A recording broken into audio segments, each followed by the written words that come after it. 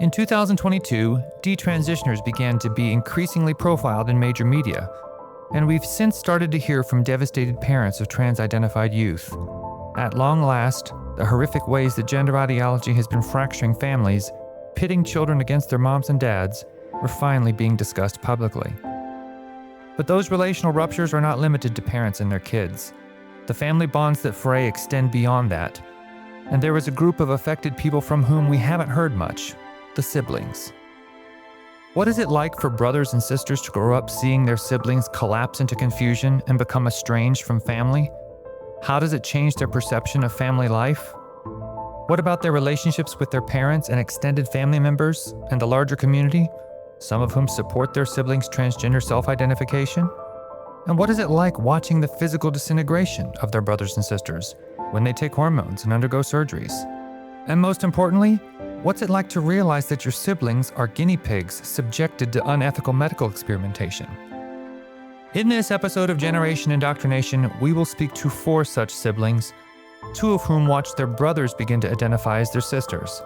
And then we'll speak to a brother and a sister who watched their sister become mired in a trans identity.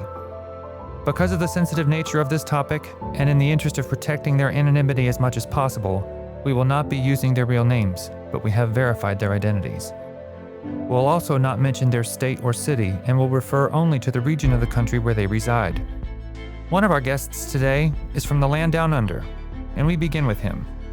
Just as he was about to enter high school, Brian watched his brother become consumed with the gender mania, and although some critics of gender ideology have arisen in Australia, the cultural reckoning that has happened in England and the United States has not yet unfolded there, and it has been a tremendously lonely road for suffering Australian families. These are the siblings intimately impacted by transgenderism in their own words. These are their stories.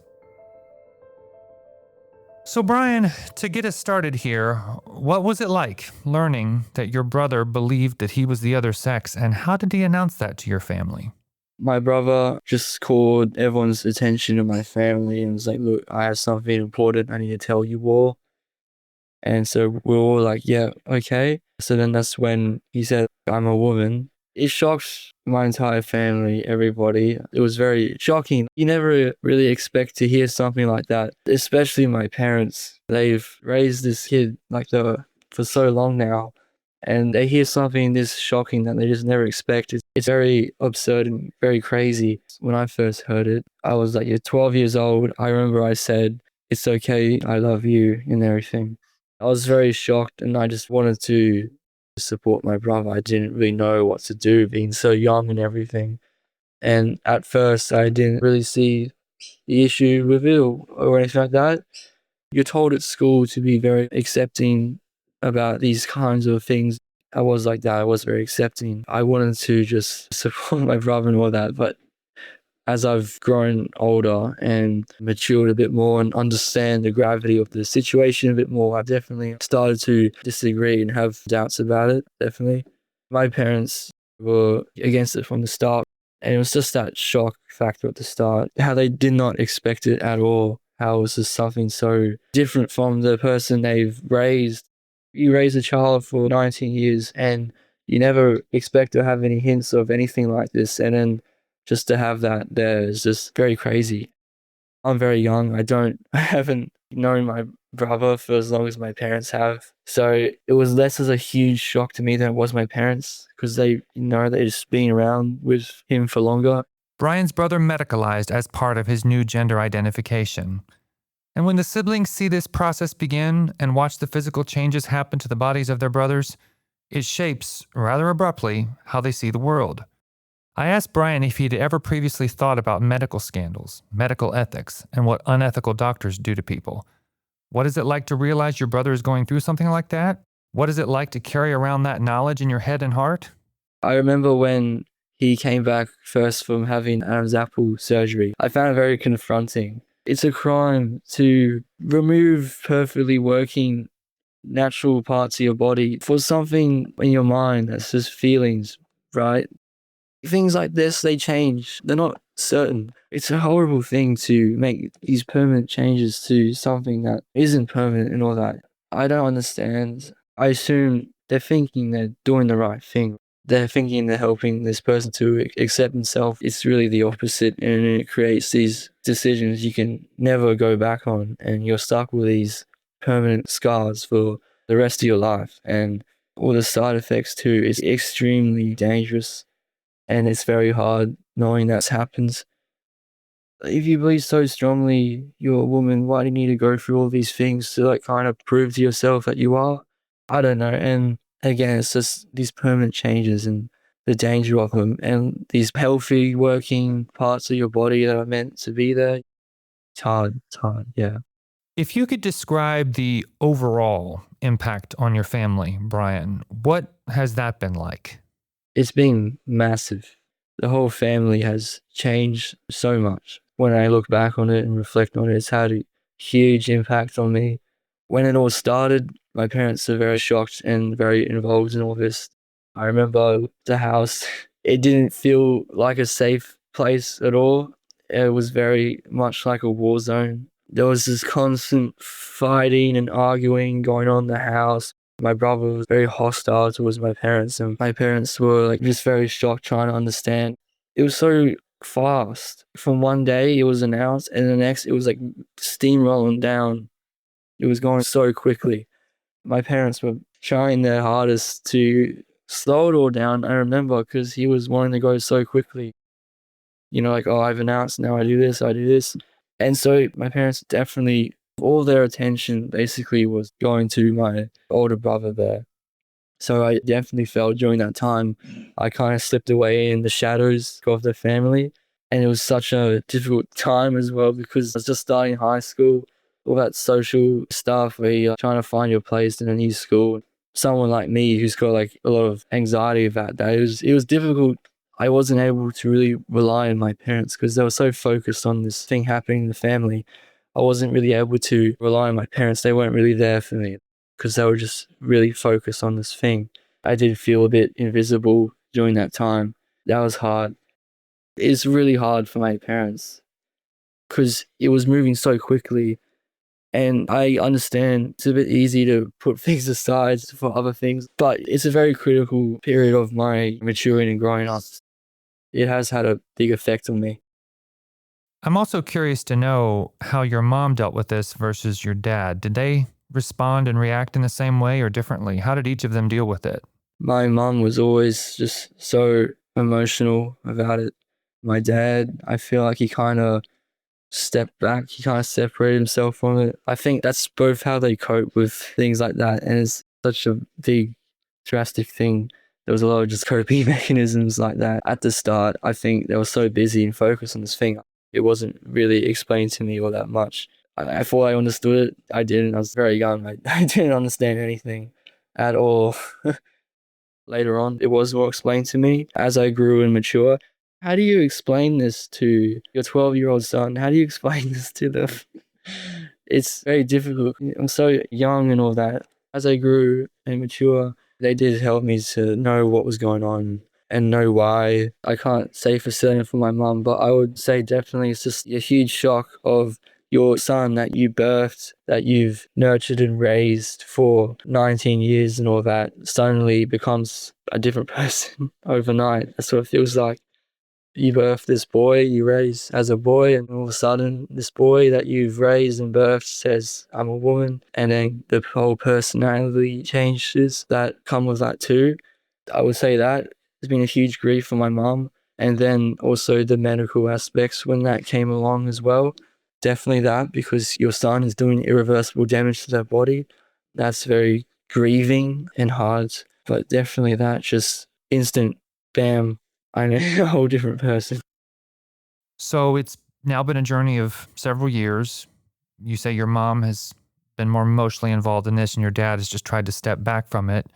As time has passed, how has that changed? How are they doing now? It's funny, I don't remember too much about my dad during that time. I assume because he was very like separated from that. That's how he usually copes with things. He would just step away from it. My mom, on the other hand, very involved, very emotional. I don't remember too much from my dad from that, but like you asked how is he doing now? He and my mom, they're together on this. They're very equally grieved about this. They just show it in their different ways. They show this grief for their son in different ways. My dad, a lot of the time, he's like, why has this happened to my son? And just very grieved as well. It's hit both my parents a lot. And they've been carrying up to grief from this as well. Definitely. They just show it in their different ways.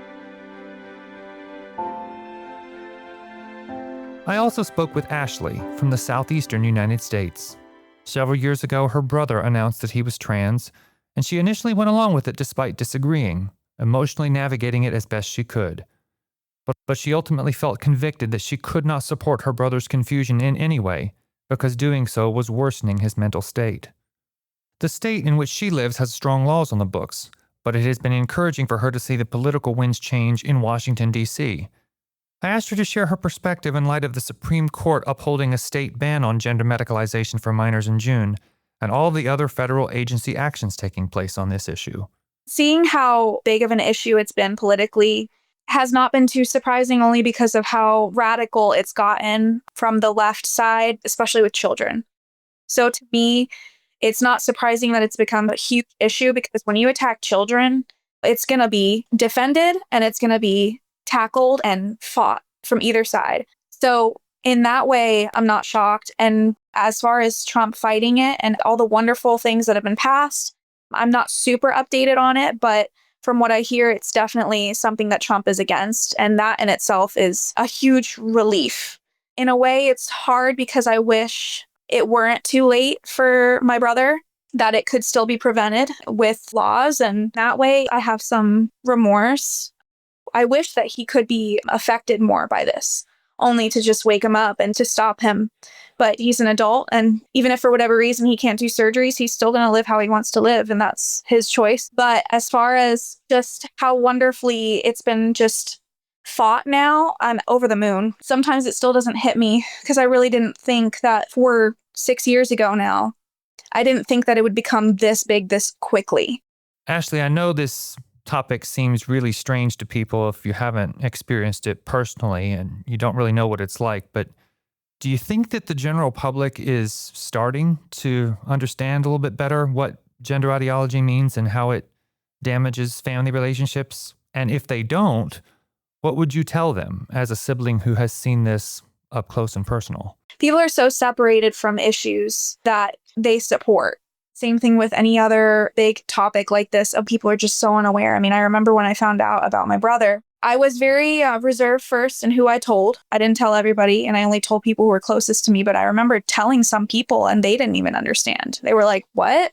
And now I can't believe how much the topic itself, just from both sides, has grown. Even then, people were so unaware of what it even was, what it was to be trans and what it was to want to be another gender. It just seemed so ridiculous.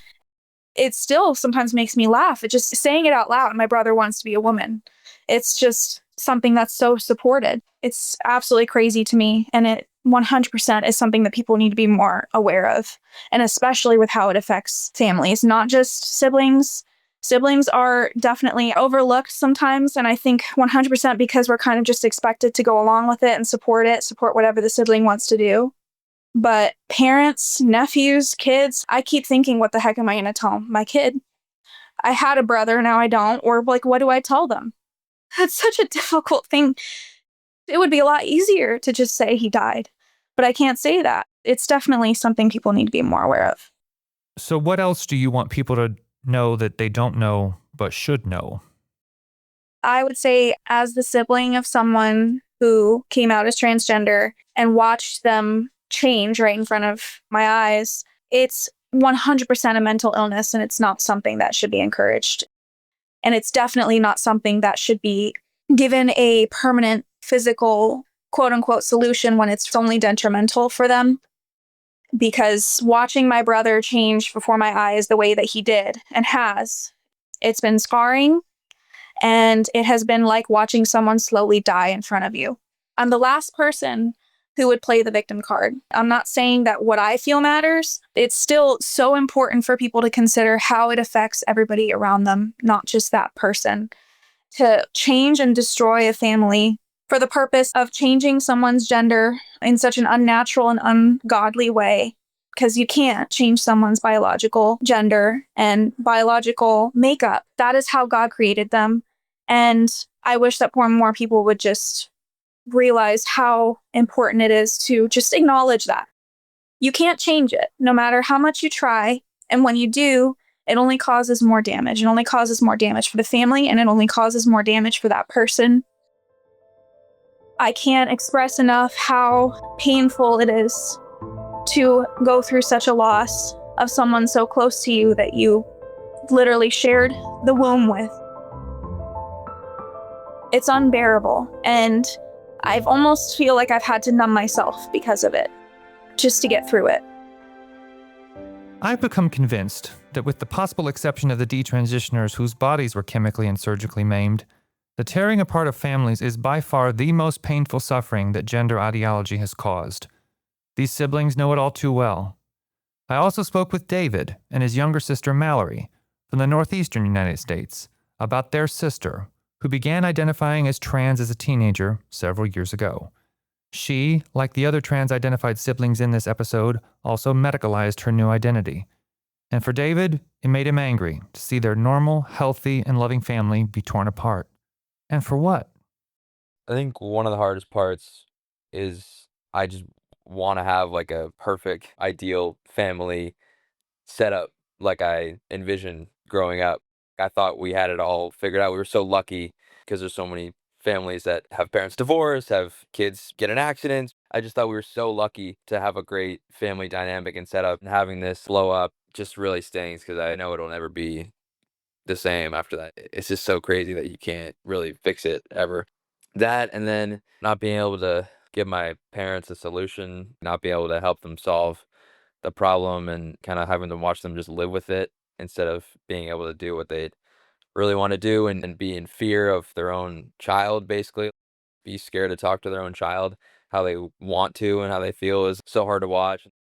I guess recently it's just been seeing her whenever it's just a constant back and forth that I go through. I want to see her, but at the same time, I hate seeing her because it's just not the person that I know. It's just heart-wrenching to look at this thing that just doesn't even feel like she's a person. It doesn't feel like my sister when I look at her, and it's just sad. So I just try to avoid it as much as I can, which makes me sad 'cause I don't want to avoid seeing my own sister. So Mallory, let me ask you, when you found out that your sister had medicalized her identity and started taking testosterone to supposedly become a male, how did you take in that news at first? When I got that news, I think I still recall that as probably one of the worst nights of my life. My mom picked me up from work, and I noticed something was off, and I just asked her what's wrong, and my mom just broke down in front of me. I've never seen her more upset ever in her life, and I didn't know what to say or how to comfort my mom, and it's definitely just changing the relationship between the two of us. And then when we got home and out of the car, she fell to the ground sobbing, and I just didn't know how to comfort my mom. Such a scary, awful moment in my life. The whole weight of it kind of hit me too, and I didn't want to see my sister change into a person I couldn't recognize. And so when this happened to your family, how has it altered your general outlook on life, your view of the world? What cultural and political assumptions did you have then that you don't now? How did they change? Growing up in the little small liberal town that I live in, I only ever heard amazing things about the LGBT community, and I feel like I was just programmed immediately when my sister told me this stuff that I should just immediately accept it and be like, I'm happy for you, thank you for telling me, immediately support. I feel like that's what was programmed in me, like growing up, because I never knew anything different. Or I just thought if you're against that sort of stuff, you're perceived as a bad person, is exactly how I grew up. I was always so close to my sister. We grew up sharing the same room till I was in 7th grade. So we were really, really close. We had a great relationship. So I just loved her, and I was just, yeah, of course, like, blah, blah, blah. And I didn't get why my parents didn't agree with it. I really just had no idea. I felt like I was so oblivious and dumb when this first came around. They started getting into fights, and I could hear it down the hallway, and I would start crying. I would become mad at my parents. They would come into my room after, and I was pretty mad at them. So I had a pretty rough relationship with my parents for a bit of time, because I just really wanted my sister back after she ran away. And I was just so confused why they can't just call her a different name or call her a different pronoun. Just really mad that they couldn't make that sacrifice just so she could come back home, because I just really wanted her back with me. I think pretty easily. After that, I think my mind was pretty opened up, and my mom had a lot of long talks with me. Then I started really seeing my parents' point of view and hadn't gone back. They never really went deep into the medical stuff when it first came around because I was still just pretty young. But mostly, I think probably what just broke through me was seeing more the weight this had on my parents. Like after my sister left home, they just weren't themselves for weeks and weeks. And seeing my dad cry, who never cries, all the time, and seeing my mom just like not be herself anymore and my parents just so down, it made me realize, yes, this is affecting my sister, but I can't just throw away my parents' feelings, and I should try to see it through their point of view because this is really hurting them. And it made me think maybe I should try to find out why this is hurting them so much. And when my mom would talk to me and just say, I just can't physically say different pronouns or call her a different name that I gave to her, just conversations like that just really opened my eyes, and I sort of agreed with it. My brain was just, but I can't call you that. Well, I would have to think that watching your dad cry would be very hard. You say it's unusual to see him cry, but what do you think it is specifically that causes him the most grief? I think it's just a shock every time. We just went up this weekend visiting my sister, and this time when we first saw her, she looks a lot different. Every time we just see her again and she's changed something about herself, or she just looks less like the person we know. My dad, it just kind of hits my dad really hard. I think he just can't bear to see his daughter not look like his daughter. One of the side effects of testosterone in females is facial hair growth. Is your sister bearded now? Yeah, she had a little bit of scruff. That was pretty shocking this weekend. Mallory explained to me that her family is lucky in that they still have something of a relationship with her sister. Many families are not so fortunate, given how the trans-identifying child is encouraged by online groups and other trans activist organizations, in true cult-like fashion, to go no contact and cut off all communication and relationship with their families unless they are completely supportive of their new gender persona. Mallory credits her mom and dad for their persistence and determination in preserving communication. My parents just didn't give up. Even though she didn't respond for a while or she just was ignoring everything from them, my parents just didn't give up. They just texted her and called her every day and just tried everything they could to not lose her completely. And then it took a long time, but each day my mom would say that she thinks a little bit of trust is coming back. And so they would just text every day. And I don't know if they actually made a deal, but when we go visit her or when she comes back to the house for like a day or something, we're told that we're not going to call her the name that she wants or the pronouns, but we won't call her her real name or her real pronouns, just not to hurt her, is because she feels it hurts her, I guess, when we do that. So we just don't say anything. Don't call her a name or don't use pronouns at all. We kind of walk around eggshells on that part. Tragically, these families aren't alone in facing such complexities. When transgenderism enters a home, suddenly everything orbits around it. There is no normal anymore. What should be joyous occasions of family togetherness, like the holidays, are now contentious, drama-filled ordeals. David told me of one such Thanksgiving celebration that turned sour when their trans-identified sister abruptly left. When we got back, we just didn't know what to do, whether we should call the police to bring her back to our house or do what. We were just still trying to figure it out. I thought that going to talk to her with my sister would be a good idea to kind of reason with her. Yeah, we went out. She's probably right over Thanksgiving break and picked her up from this person's house and just drove around and got ice cream and then just kind of sat in the parking lot. I really thought that I was going to be able to speak some sense into her because I just still couldn't believe it at the time that I just had no idea that she was so far gone. So we just kind of walked her through all the things that she's going to miss out on, like being a part of the family and, going to things like Christmas and just having all these family experiences. At that time, we were all either in high school or college. We only had a few more years where we were going to kind of be in the house together before we all set off either to college or to start our own lives out of the house. So we were trying to really drive that home, especially being like, hey, like we only have so much longer to spend a lot of crucial time together in the house. And then when she still couldn't get through to her, I just saw how messed up and how far gone. I was just so angry in the car, yelling at her. All I could think to do was just scream at her. How could you be so stupid and brainwashed? Which is what was my initial reaction at the time. I've been able to try and have a little more empathy over the past few years, just because of how she's built and all the stuff that is wrong with our society and how she's kind of gotten preyed upon and whatnot. At the time, it was a lot of yelling and just trying to care for her and help her out, but we couldn't get through to her, which was sad. Mallory, what do you remember about that time? Begging her to come home and to like be with the family again, because we just wanted our family back together, and we just put everything on the table and just, I don't want to say like yelling at her, but like, obviously my voice was raising because she wasn't even hearing me. She didn't bother to hear me or my brother's point of view at all, or just didn't seem to care about coming back home to the family, or like care that she was hurting us a lot and hurting our family. And that was also one of the really low moments in my life. She just sat there and just yelled back at me saying it was our fault. I just really wanted her to come home, and she just wouldn't. How much I cried and begged. So David, let's zoom out a little bit.